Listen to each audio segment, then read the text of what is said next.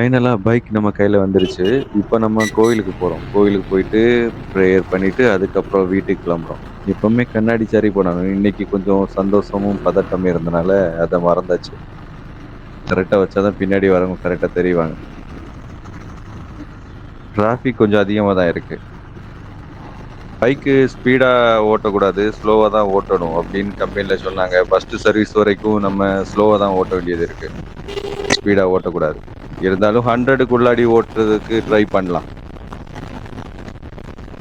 இந்த பைக் நான் ஏன் தேர்ந்தெடுத்தேன்னா, ரொம்ப அதிகமான பைக்லாம் நெறைய இருக்கு. நெறைய அனலைஸ் பண்ணி பார்த்தேன். இந்த பைக் என்னன்னா, ஆஃப் ரோட் பண்ண கொஞ்சம் ஈஸியா இருக்கும். நம்ம லாங் டூர் போறதுக்கும் கொஞ்சம் நல்லா இருக்கும். அதனால தான் இந்த பைக் எடுத்தேன். 45 நாள் வெயிட் பண்ணும்போது ரொம்ப கஷ்டமா இருந்தது. என்னடா பண்றதுக்கு? பைக் வர லேட் ஆவுது. வேற ஏதாவது பைக் எடுக்கலாமா? அப்படின்னு தோணுச்சு. இந்த இடத்துல லைட்டா இழுத்து பார்ப்போம். எப்படி பெர்ஃபார்மன்ஸ் பண்ணுதுன்னு.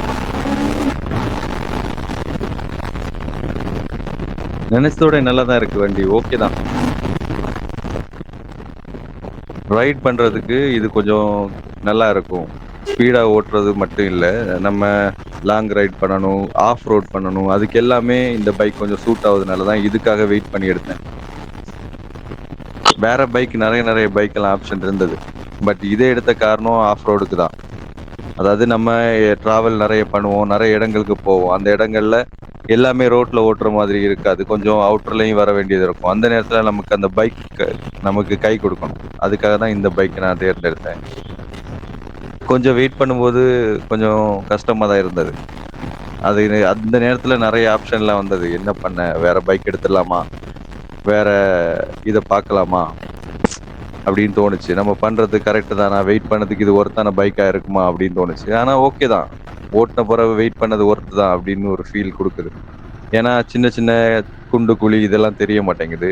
ஸ்பீட் பிரேக் எல்லாம் ஓரளவுக்கு நல்லா கவர் ஆவுது. நல்லா இருக்கு. ஃபைனலா நம்ம கோயிலுக்கு வந்துட்டோம். கோயில்ல இனி ப்ரேயர் பண்ணிட்டு, நம்ம அடுத்த ஜெர்னிய ஸ்டார்ட் பண்ண வேண்டியது தான். இந்த கோயிலுக்கு சின்ன வயசுலேருந்தே நான் ப்ரேயர் பண்றதுக்கு வருவோம். பட் எந்த வண்டி வண்டி புதுசா எடுத்தாலும் சரி, பைக்கு நல்ல விஷயமா இருந்தாலும் சரி, இந்த கோயிலுக்கு வந்துட்டு ப்ரேயர் பண்ணிட்டு தான் ஃபர்ஸ்ட்டு அந்த ஜெர்னிய ஸ்டார்ட் பண்ணுவோம். அந்த அடிப்படையில இன்னைக்கு நம்ம எடுத்த புது பைக்கையும் ப்ரேயர் பண்ணிட்டு, நம்ம ஜெர்னிய ஸ்டார்ட் பண்ணலாம். இந்த கோயில் இருக்கக்கூடிய இடம் சகாயபுரம். ஆனா லோக்கல் மக்கள் கன்னியாகுமரியில இருக்கவங்க எல்லாம் என்ன சொல்லுவாங்கன்னா, இந்த இடத்துக்கு பேரு வழுக்காம்பறை அப்படி சொல்லுவாங்க. இங்க சகாய மாதா கோயில். ஒவ்வொரு புதன்கிழமைக்கும் இங்க வந்து பிரேயர் பண்றது இங்க உள்ள எல்லா மக்களும் வழக்கமா வச்சிருக்காங்க. பிரேயர் முடிச்சாச்சு. இன்னும் வீட்டுக்கு கிளம்ப வேண்டியது தான். நம்ம ஜெர்னி ஸ்டார்ட் பண்ண வேண்டியது தான். இந்த கோயில பத்தி சொல்லணும்னா, ரெகுலரா வந்து 9 வாரம் பிரேயர் பண்ணா இந்த கோயில்ல நம்ம மனசுல என்ன பாரம் இருந்தாலும், என்ன கஷ்டம் இருந்தாலும் அது எல்லாம் கிளியர் ஆகும். அதெல்லாம் கிடைக்கும் அப்படின்னு இருக்குது இங்க உள்ள மக்களுடைய நம்பிக்கை. வழுக்காம்பறை டூ மணக்குடி 7 கிலோமீட்டர். இப்ப நம்ம அந்த ரோட்ல தான் நம்ம டிராவல் பண்ண போறோம். அடுத்தடுத்து நம்ம சேனல்ல வரக்கூடிய வீடியோ எல்லாம் எப்படி இருக்கும்னா, மலை பிரதேசம், அப்புறம் பீச்சு, அப்புறம் டூரிஸ்ட் டிராவல் ஏரியா இந்த மாரி தான் இருக்கும்.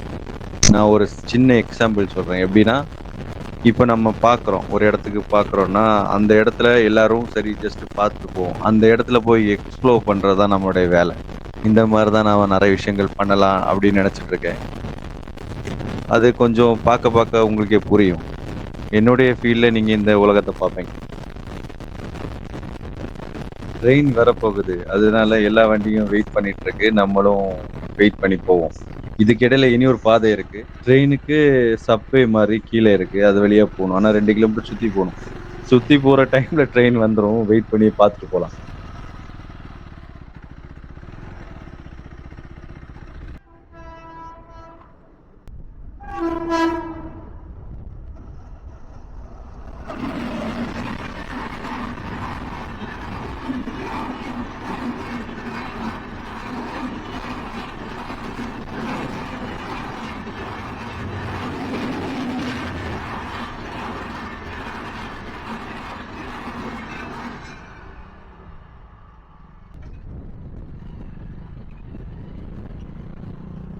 சரி ட்ரெயின் போயிடுச்சு. இந்த ரோடு கொஞ்சம் ஃப்ரீயா தான் இருக்கும். இப்ப கொஞ்சம் த்ராட்டில் குடுத்து பார்க்கலாம்.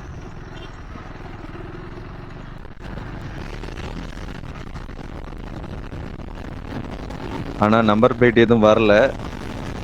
வீடியோ வந்தாலும் ஃபைன் வராது. காரணம் எதுவுமே இல்ல. கொஞ்சம் கவனமா தான் ஓட்டணும். முடிஞ்ச அளவுக்கு நான் கண்ட்ரோலா ஓட்டுறேன். ஸ்பீடா ஓட்டாம. 100க்குள்ளாடியே ஓட்டலாம்.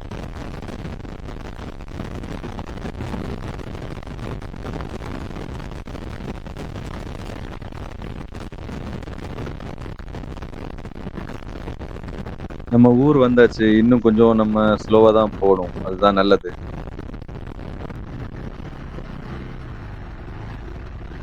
இப்ப இந்த ஏத்தம் ஏறுன அப்புறம் லாஸ்ட் எண்டு நம்ம வீடு தான்.